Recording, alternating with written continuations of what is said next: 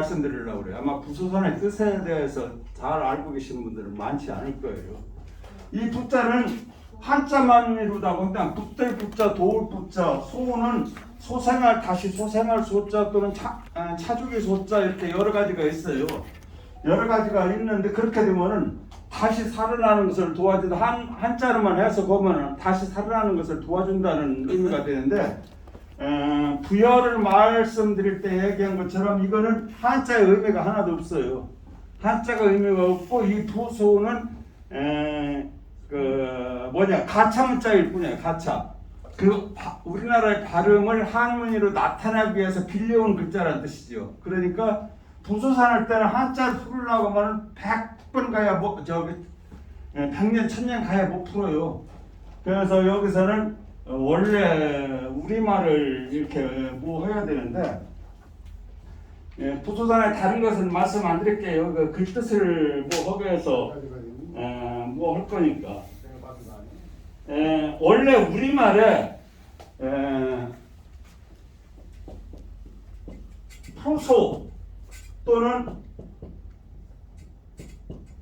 푸소라는 말이 소나무라를 가리키는 순수한 우리말이래요. 푸소 이렇게 하는 것에서 그 말을 한자로 옮겨서 부수가 됐다는 거예요. 그래서 이 부자를 제가 중국 발음으로 어떻게 하나 찾아봤더니 이 부자의 발음이 이렇게 써놨어요. 발음 기호로. 그 후요, 후. 중국 발음으로 후. 그러니까 우리 여기 푸소 또는 푸소라는 말을 중국식 발음은 이거는 소 그대로예요. 소. 이거는 소 그대로고 푸소를 그대로 갖다가 가차 문자에다가 들려서 부소라고 썼어요. 그래서 이거는 뭐냐면 한마디 결론처럼은 소나무가 많은 산이라는 뜻이에요. 부소라는 말. 소나무. 그런데 여러 가지 제가 이런 결론을 제가 난 게 아니라 많은 학자들이 냈는데 이 결론이 나기 전까지 많은 학자들의 이론이 있어요. 이론이었는데 첫 번째는 지금 이야기한 그런 소나무라는 말이고 그 다음에 또 다른 의견으로는 순수한 우리말 푸소 또는 푸소라는 소나무라는 말을 가차에서 부소라고 중국식으로 한자식으로 표현했다는 얘기고 또는 이 부는 무성하다는 무자하고 같다라고 했어요. 그래서 한자도 여기도 푸라는 발음이 나오고 한자 또 찾아서 발음 기호를 찾아봤더니 이거는 우라고 나오더라고. 우라는 발음으로 나와요. 이 무는. 그러니까 부는 도와준다, 많이 크도록 도와준다는 어떤 의미에서 무성하다는 뜻이고, 소는 우리말 그대로 소나무 헛때 소나 솔과 같은 의미이기 때문에 소나무가 무성한 산이라는 뜻이다. 그러니까 푸소나 일본에 의했던 푸소나 또는 무성한 소나무가 무성한 산이라는 뜻이나 의미는 같아. 결국은 소나무 산이라는 의미예요. 소나무 산이라는 의미고 세 번째 또 학설이 있어요. 그러니까 지금 두 가지 말은 조금 어원 따지는 것이 다를 뿐이지 부소는 소나무가 많다는 의미다. 그리고 세 번째는 이 사람은 아마 중국 문학을 많이 본 사람인 모양이에요. 시경 정풍이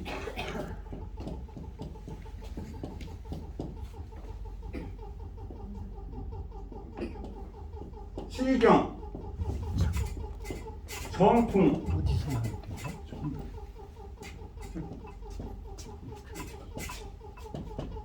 시경 정풍이라는 편이 있어요. 정풍편에 나오는 시에 산에는 부소하고 연못에는 하와다. 그런 게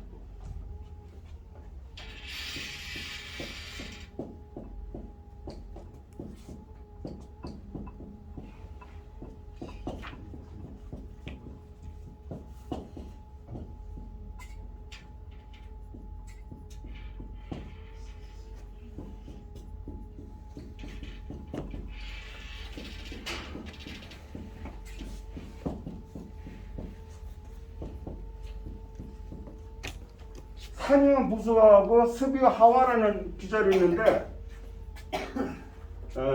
이거는 산에는 부소나무가 있고 습지 즉 연못에는 하와 연꽃이 있다라는 뜻이에요. 여기 부수에서 따와서 산이니까 이거 산에 있으니 부수라고 했는데 이 시집을 제가 시경을 직접 찾아서 한번 그 주석서까지 봤어요. 그랬더니 주자가 쓴 거는 부소는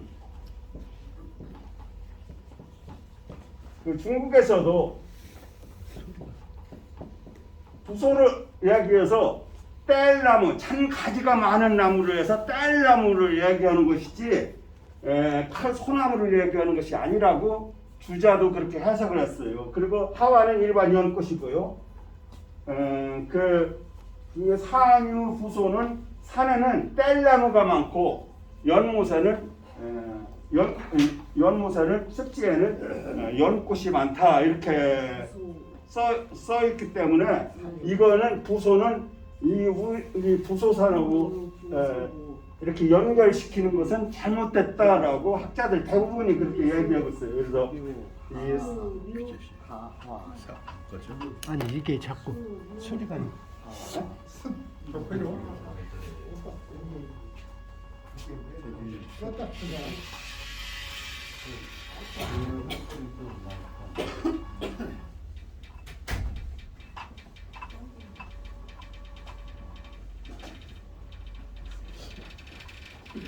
그게 우리 박지세 때 왕궁의 비원 역할을 하고 전시에는 저거의 신투를 보는 전망대 역할을 했던 부소산이 뗄나무나 떼는 산이었겠습니까? 옛날에 그 앞에가 왕궁이었었는데 바로 지금 관복리가 왕궁터로 이렇게 추정해서 뭐 하고 있잖아요. 그래서 시경에 부소라는 단어가 나오니까 다 요거구나 하고서 인용했는지는 모르지만 그건 참말로 잘못된 이야기고 첫 번째 얘기한 푸스에서 따온 소나무라는 산이고 그 다음에 두 번째로 이야기했던 부는 무성하다는 의미를 나타내서 소나무가 무성하다는 뜻이 두 가지는 다 소나무산이라는 의미를 해서 두 가지가 이 부소산을 설명하는데 적합하다고 그렇게 생각합니다. 그리고 이 부소산을 부여에만 있는 산이 아니에요.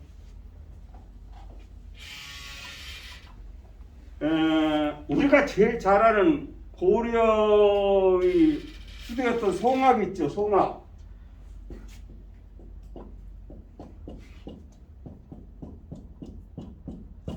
송악이 그 지역에서는 부소산이라고 부른대요. 송악도 글자로 따지면 소나무가 많은 산이잖아요. 이건 큰 산악이니까 소나무가 많은 큰 산이라는데 그 지역에서는 그전부터 부소산이라고 불린답니다. 그래서 이 우리 부여의 부소산도 소나무산이라는 의미가 맞다라고 또 주장하는 사람이 있고요. 그 다음에 백제 시조 운주가 처음에 여기 내려와서 도읍지를 성하려고 올라갔을 때가 부화읍이라고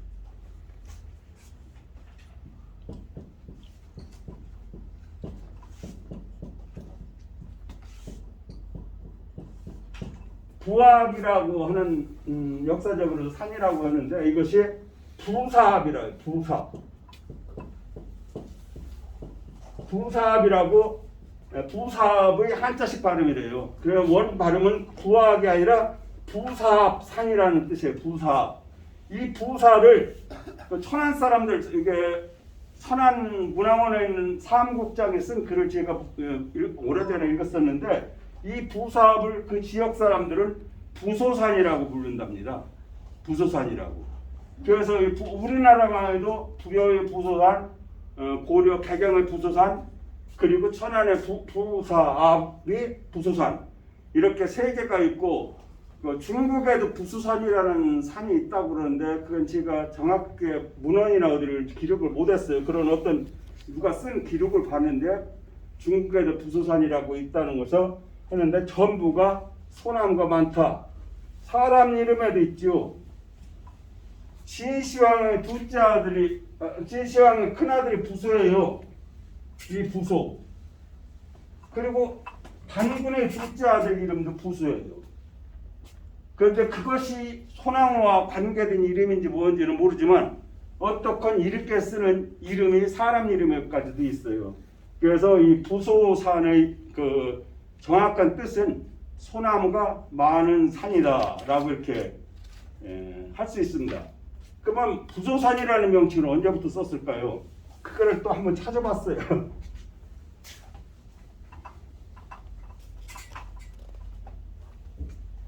부소산은 기록에 보이는 거는 그 1451년에 쓴 고려사 지리지에 나와요. 1451년의 고려사 지리지.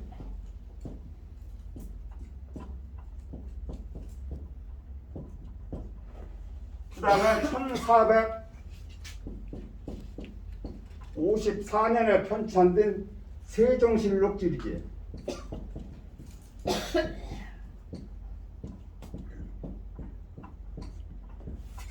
그 다음에 1530년에 편찬된 신즉 동국 여지승남.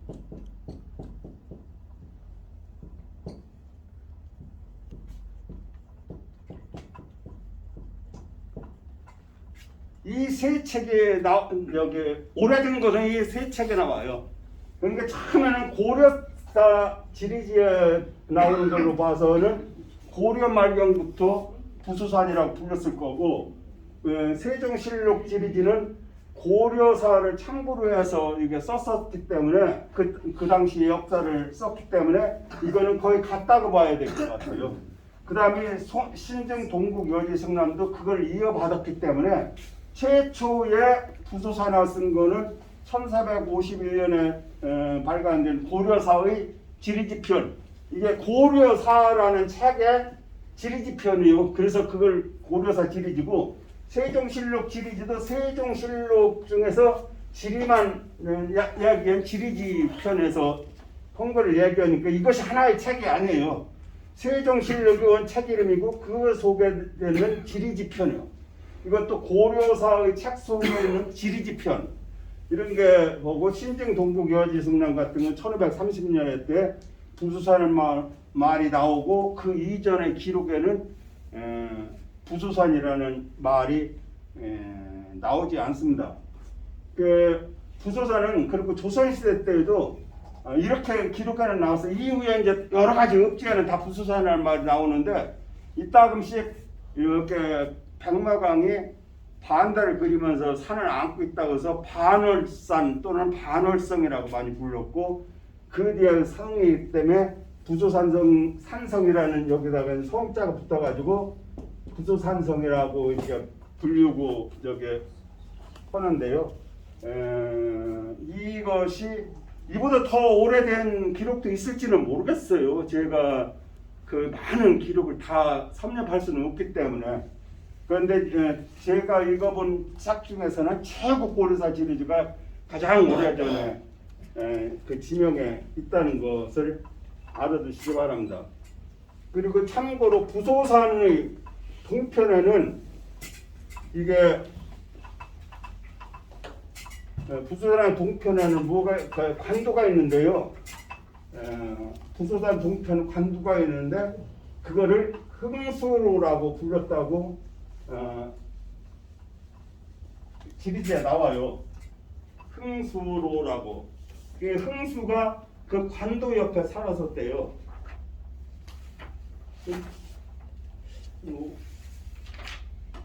흥수동. 그래서 그 지역을 흥수동이라고, 이제 부소산 동편의 동편, 부소산 동편 지금 북부쪽 같을 거기 같을까? 거기에 관도가 있었는데, 관에서 그 개설한 도로란 뜻이죠. 관도가 있었는데 그 동편에 박제 충신인 흥수가 거기서 살았다. 그래서 그 지역을 흥수동이라고 했다. 이것이 어디에 하냐면 1899년경에 발간된 충청남도 읍지에 나와요. 흥수가 살던 곳이라고 전한다 이렇게 했는데 그것보다 이제 1929년경에 발간된 부여지 속에 외정시대 때 발간된 부여지 속에 또 읍지가 3가지가 있어요. 그 읍지에는 뭐냐면 그 부여전 쪽 편에서 이 얘기가 충청남도 읍지에 있는 얘기가 의심스럽다라고 했어요. 그러니까 하나는 흥수동이라고 해서 부소선 동쪽의 관두 옆에 흥수가 살았다고 하고 한 읍지는 그 내용이 신빙성이 없다, 의심스럽다라고 해가지고 정확한 건 뭔지를 모르는데 우리는 새로운 것을 조하다 보면은 흥수가 살았다고 믿고 싶을 정도. 그리고 흥수가 백제 멸망 때 충신지 한 분이기 때문에 그렇게 생각을 할 겁니다. 이게 다 지리지에서 나왔지 지가 한거 꿈에서 온 게 아니에요. 이게 부여의 어제라는 책인데 제가 19개의 지리지, 읍지를 다 발췌해서 같은 거는 같은 것끼리 이렇게 모아가지고 발췌해서 적어놔서 가끔 참고할 때가 많아요. 읍지에도 충청남도 읍지도 있고 충청도 읍지도 있고 호서읍지도 있고 서촌읍지도 한 10여 종이 돼요. 그런데 충청남도 읍지에 그게 나와 있더라고요. 다른 읍지에는 없어요.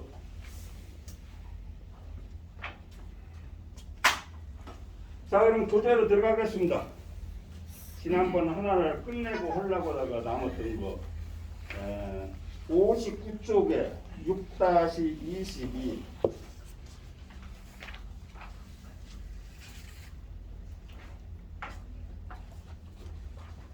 우선 해설부터 읽고 이거 남지철 선생님 한번 읽어주시기로 안 했어요? 그 청아한 목소리로 한번 우리 회원들한테 들려주시지. 경행록에 말하기를 마음은 편할 수 있어도 몸은 일하지 않을 수 없고, 그러니까 마음은 편안히 있어도 먹고 살기 위하든 건강을 위하든 간에 몸은 움직이지 않을 수 없다는 얘기가 됩니다. 몸은 일하지 않을 수 없고 도는 여기 반드시 도라는 의미로 학문이라고 할 수도 있고 여러 가지로 해석할 수 있습니다. 도는 즐길 수 있어도 마음은 걱정하지 않을 수 없다. 몸이 일하지 않으면 게을러서 어그러지기 쉽고 마음에 걱정하지 않으면 거칠고 음탕해져 안정될 수가 없다. 그러므로 그러므로 이하가 이 장의 결론입니다. 편안함은 노동에서 생겨 항상 기쁘고 즐거움은 걱정에서 생겨 실증함이 없으니 편안하고 즐거워하는 사람은 걱정과 수고로움을 어찌 잊을 수 있겠느냐. 편안하고 즐거워하고 뭐 하더라도 항상 마음속에 고뇌가 있고 몸의 육체적인 노동의 고통이 따르기 때문에 그 즐거움과 마음의 편안함이 더 같이 있다는 것을 얘기하고 있는 겁니다. 그러면 한자로 들어가서 뭐 하시지? 경행록은 많이 말씀드렸듯이 송나라 때의 그 금원서 경리서고 신가일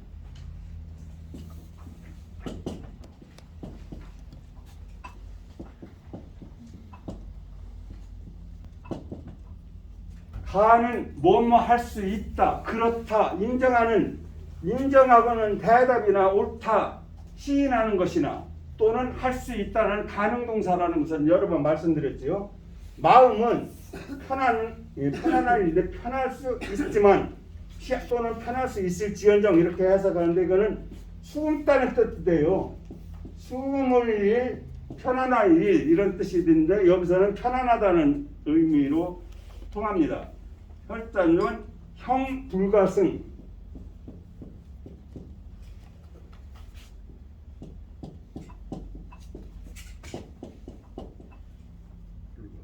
불가불로 돋보기를 집에다 놓고서 안 갖고 왔다니 뭐하는.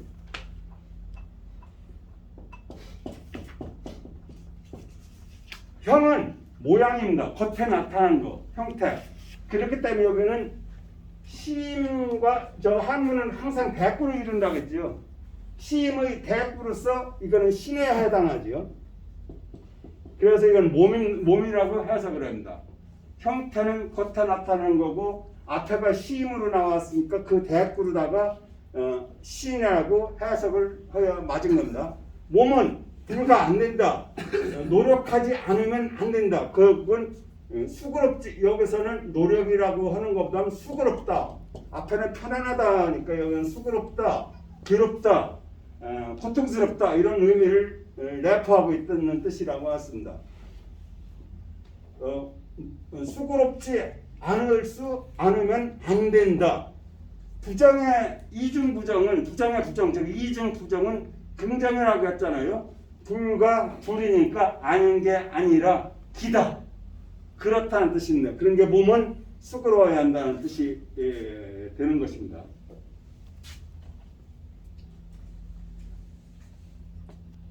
그 다음에 도가라.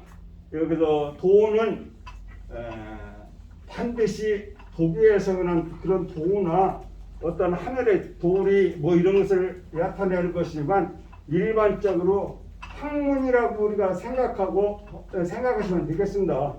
여기서 도라고 해서 굉장히 어렵게 생각하시고 굉장히 고차원의 뭐로 생각하시는 분들이 가끔은 있는데 이것은 하나의 학문이니까 도도 학문이라고 해석을 하시면 되겠습니다.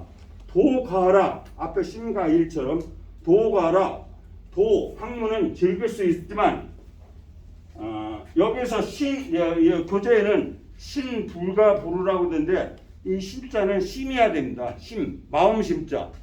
책이 제 집에 이 교본으로 삼았던 책이 두 권 있는데 하나는 신으로 되어 있고 하나는 마음심으로 되어 있어요. 그런데 풀이로 보나 문맥으로 보나 마음심자가 맞아요. 그래서 신불가 부르가 아니라 심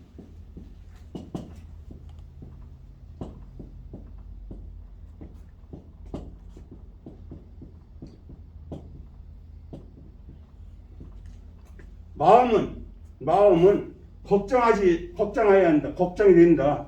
불가불 이중 부정은 긍정이니까 마음은 걱정하지 않을 수 없다. 마음속으로는 그게 내가 학문이나 이렇게 몸속을 하더라도 마음속으로는 이러지 않고 그 책만 읽으면은 먹을 것도 걱정하고 건강도 걱정하지 하니까 마음속에는 몸은 학문 속에 빠져 있지만 마음은 항상 불안하다라는 의미를 나타내고 있습니다. 그 다음에 그 뒤는 불로즉 몸이 수그럽지 않으면은 태타 개를 태지요.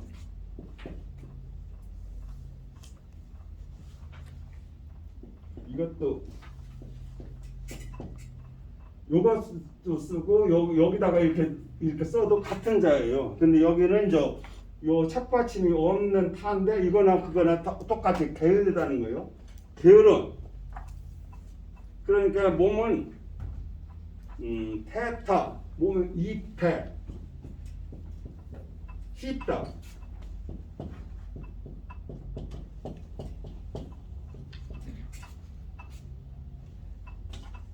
비슷한 자 맨날 헷갈려요. 써도. 이거는 해진다, 피폐하다, 무너진다, 없어진다 이런 뜻이 여러 가지 의미가 있죠. 여기서 마음이 불안하고 마음에 걱정이 있고 불로죠. 몸이 일하지 않으면 여기는 로가 아까 되었죠. 일하거나 노동하거나 수고롭게 괴롭히거나 하는 거니까 몸은 일하지 않으면 게을러져서 해탈해서 무너지고 피폐해지고 몸을 망치기 쉽다 이런 뜻입니다. 그러니까 학문은 즐길지언정 마음속에는 걱정은 늘 있고 몸이 일하지 않으면 움직이지 않으면 이런 여러 가지로 풀 수가 있습니다. 몸은 일하지 않으면 게을러져서 피폐해지기 쉽다, 무너지기 쉽다 이런 뜻이 되겠습니다. 그 다음에 신부르죽도 이 몸신자를 마음심으로 고쳐서 보야 됩니다. 이것도 제가 옮길 때 잘못 썼습니다. 심, 부르죽, 마음이 근심, 걱정 또는 어떤 일에 대한 깊은 생각 이것이가 우는 어떤 일에 대해서 걱정하거나 근심하는 거니까요. 심, 부르죽, 마음에 걱정이 없으면은 황음 부정이라.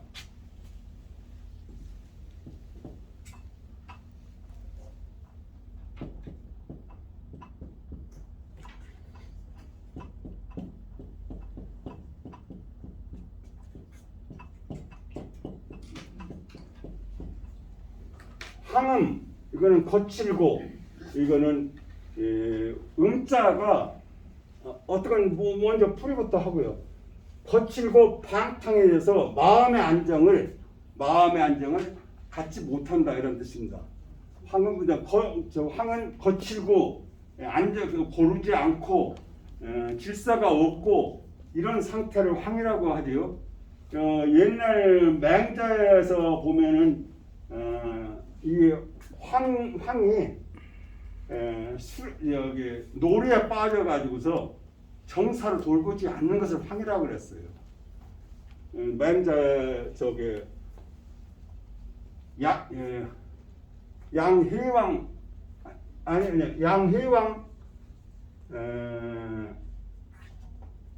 하편에 나오는데요. 양양 하편에 연두 나오고 여기서 네 가지의 그 임금의 폐단이 나올 때 황은 농민인데 정신 빠져가지고 정사를 돌보지 않는 것이 황이라고 했어요. 그래서 거칠고 그러니까 일반적일 때는 그 왕의 맹자가 왕한테 이야기했은 홍도의 황이 아니라 여기서는 거칠고 마음이 안정이 안 된 부정, 안정이 안 되고 정하는 것이 없어지고 마음 방탕한다. 이 음이 방탕하다는데 보통 이 음을 갖다가 요색을 밝히는 것을 갖다가 음이라고 해서 음란하다, 음탕하다 이렇게들 하는데요.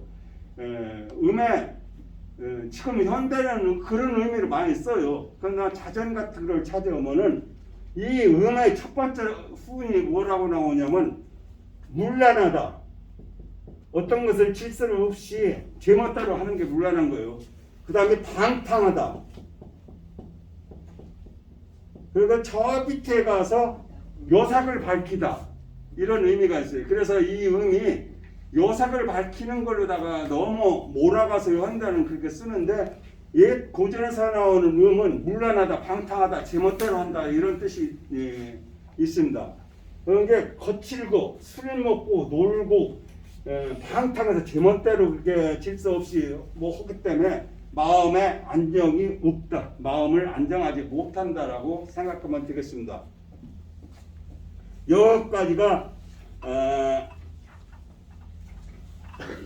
마음에 걱정하지 않고 몸을 수그럽지 않으면은 마음이 편안하고 몸이 편안하더라도 이런 폐단이 있다는 이야기를 했어요. 그리고 거기 뒤로다가 그러므로 그래서 이제 결론을 냅니다. 여기서 결론을 내죠. 일생오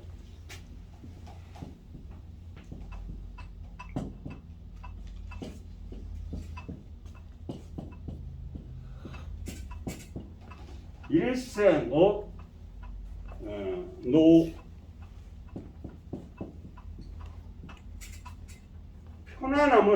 편안함은 수고로움에서 생긴다. 편안함은 수고로움에서 생긴다. 이렇게 해석을 해야죠. 편안함은 수고로움에서 생긴다. 생기고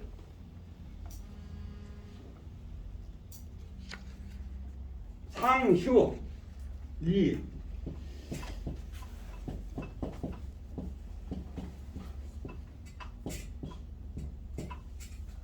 늘 변함없는 늘 일상적으로 이렇게 한거는 잘 아시지 쉬우는 쉰다 편안하다 이것을 편안함은 수그러움으로 생겨서 늘상 한가하게 지낼 수가 있다 여기에요. 그런 게 편안함을 느끼는 것은 수고로움이 있어야 이런 상휴 늘상 편안한 마음을 가질 수 있다. 그런 게 항상 자기 몸을 수고롭게 해서 무언가 일하는 것, 건강을 위해서 하시는 것도 노요, 또는 생계를 위해서 일하는 것도 노요, 또는 남을 위해서 봉사 활동하는 것도 다 노입니다. 저 노하면은 대표적으로 그냥 노력하는데 수고롭게 한다, 수고롭게 내 몸을 수고롭게 한다는 그런 의미가 더 강하게 있습니다. 그 다음에 낙생어 같은 문장이니까 여기서는 쓰지 않겠습니다. 낙생어 즐거움은 걱정하는 속에서 생기고 걱정하는 속에서 생겨서 그 걱정을 하면서 즐거움을 느끼면은 무형 실증나지 않는다. 무형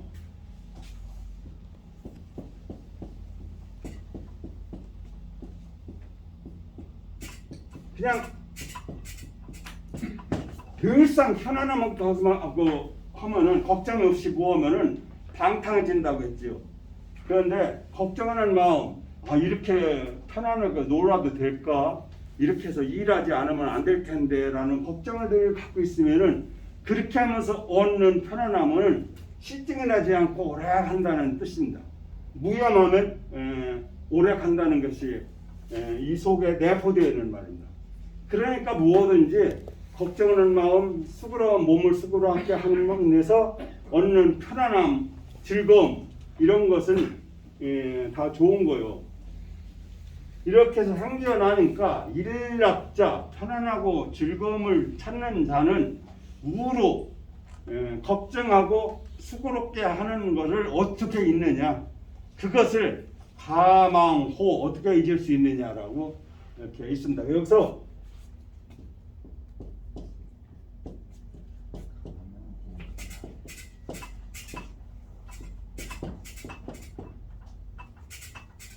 그것을 잊을 수 있다 이렇게라고 해석할 수도 있어요. 여기는 불자가 없으니까요. 그런데 호가 앞에 어제 대제가 볼 때 대제라 했을 때요.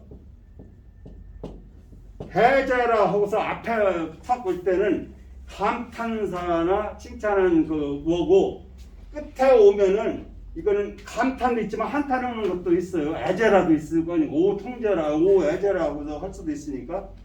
그런데 끝에 오면은 그렇지 않느냐 하고서 여기서 의문을 해요. 잊을 수가 있다. 이것을 의문하니까 잊을 수 있겠느냐라고서 이렇게 질문하는 한탄하면서 질문하는 의미로 마지막에서 나오면 호가 그렇게 돼요. 그럴 때는 여기가 부정하는 단어가 안 들어갔다 하더라도 부정하는 말이 됩니다. 잊을 수가 있겠느냐 물어보는 거예요. 그런 게 잊지 말아라, 잊으면 안 된다 이런 의미가 됩니다. 여기서 호자가 반문하는 감탄사에도 끝으로 가면은 그렇게 쓰게 됩니다. 근데 결론은 무조건 편안한 것만 찾지 말고 일하는 속에서 편안함을 찾고 무조건 걱정하는 데서 찾고 무조건 그 학문만 보고 할 게 아니라 학문을 위해서 즐거움을 찾을 게 아니라 즐거움할 때도 항상 걱정하는 마음 속에서 학문하는 즐거움을 찾으면은 그것이 실증나지 않고 오래 가니까 일상생활을 제대로 영위하려면 그렇게 하라는 뜻입니다.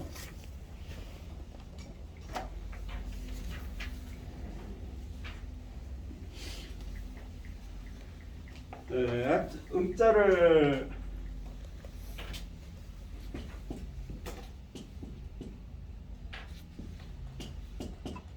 이 음자를 쓴 것이 논어 8일편에 보면은 공자가 시경에 관련된 관절하는 시를 이렇게 보고서 이 관절하는 시는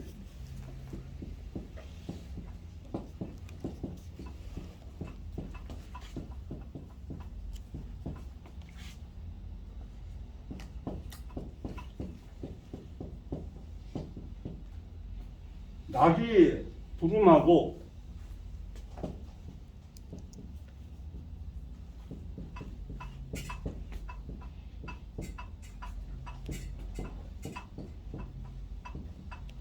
에이 불쌍하다. 그 시경에 나오는 관절하는 시가 즐거우면서도 음자를 써가지고 방탕하거나 무질서하지 않고 슬프면서도 마음속에 상처를 줄 정도로 그렇게 깊은 슬픔이 아니다라고 노래한 거예요. 그래서 낙이 부름하고 에이 불쌍한다는 것은 국가가는 사람들이 이거를 많이 씁니다. 그런데 이제 그 사람들도 다 이거를 음탕하다고 이렇게 설명을 하면서 이 말을 쓰는데, 음탕하다는 말도 물론 통용이 될 수가 있는데 우리는 가급적이면 방탕하다, 문란하다 이런 식으로 쓰는 것이 더 좋을 것 같습니다.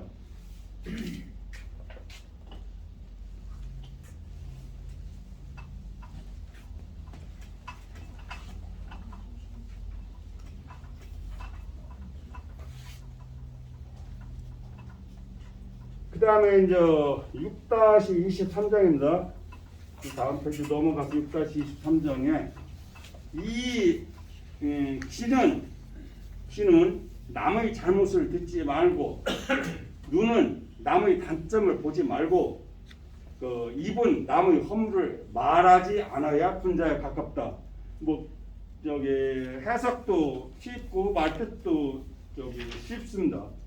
그러니까 귀로는 분자는 남의 잘못을 듣지도 보지도 말하지도 말라고 하는 것입니다. 그러니까 이 불문 인지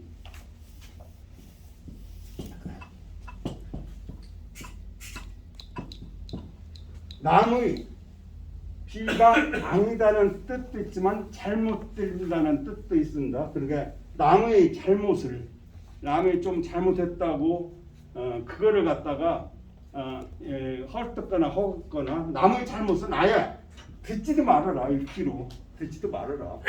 남의 놈들이 헐뜯을 대학에 이제 남자나 여자나 똑같이 몇 사람들 모이면 야 누가 어떻게 뭐가 어떻게 하고서 남의 험담을 뒷담화하는 것을 듣지 마는 거예요. 그런 얘기는 듣지 말아라. 신경 쓰지 말아라. 여기 앞에서도 배웠지요. 쓸데없는 말 같은 거는 마음에 두지 말아라 하는 문구를 배웠지. 여기서도 쓸데없는 말입니다. 인집이 남을 비난하는 이야기, 남의 잘못을 꾸집어내는 이야기는 듣지 말아라. 그 다음에 목, 불시, 눈으로는 인지단, 인지단. 이거는 짧을 단이지만 단점, 모자란 점. 이거는 잘못이고 이거는 부족한 거, 모자란 겁니다. 단은 짧은 거. 남의 단점을 또 얘기하는 것은 보지 말아라. 남의 단점, 어떻게 예를 들면 이런 얘기해서 뭐는데 다리를 쩔뚝쩔뚝 한다고 그건 그 사람 단점일 거 아닙니까? 항상 한쪽 다리를 드는 걸 그런 걸 보면서 이렇게 관심 갖고 하면은 그 사람이 얼마나 민망하겠어요. 또는 말을 더듬는 사람도 있을 겁니다. 그런 사람들 그 말을 들으면서 좀 뭐 하면은 그 사람도 민망할 거 아니에요. 그런 게 남의 잘못도, 남의 모질한 점도, 부족한 점도 보지를 말고 그 입으로는 인지과, 과는 진할과에도 있지만 허물도 있죠. 남의 허물은 남한테 전하지 말아라. 입으로는 불언이니까 인지파, 남의 허물을 내 입으로 말하지 말아라. 그러니까 이리저리 소문을 퍼뜨리지 말아라. 남이 과실이 있다고. 이렇게 하면은 분자에 가깝다라는 얘기인데 서기 분자죠.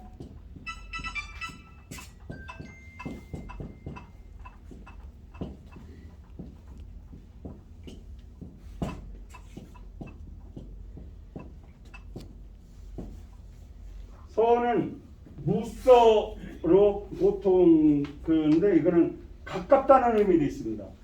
기는 김이 몇 개냐 뭐도 있는데 또 김이라는 의미도 있어요. 그리고 가깝다는 의미에서 서기 그런 합디에서 거의 가깝다. 거의 가깝다. 군자는 아닌데 서기 군자면 군자는 아니지만 거의 군자에 가깝다. 이렇게 해서 이 서기라는 말은 논어에 자주 나와요. 이게 맹자에도 자주 나오고 서기라는 단어는 그냥 하나의 관용어로다가 알고 계시면 돼요. 서기 거의 가깝다. 비슷하다. 그냥 가깝다도 되고 거의 가깝다도 되고 그냥 가깝다라고만 아시면은 관용어처럼 이렇게 서기는 그렇게 알으시면 돼요. 거의 군자에 가깝다. 그러니까 군자라고까지는 할 수는 없는데 군자에 가깝다는 이렇게 남에 대해서 비난하거나 잘못하거나 뭐 한 거를 듣지도 보지도 말하지도 않는 사람은 군자까지는 아니지만 군자에 가깝다라는 말이고 이 서자는 대개 아시겠지만 정자가 이렇게 쓴 게 정자예요. 이거를 갖다가 속자로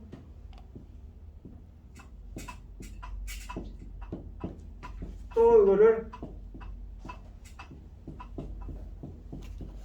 다 똑같은 자입니다.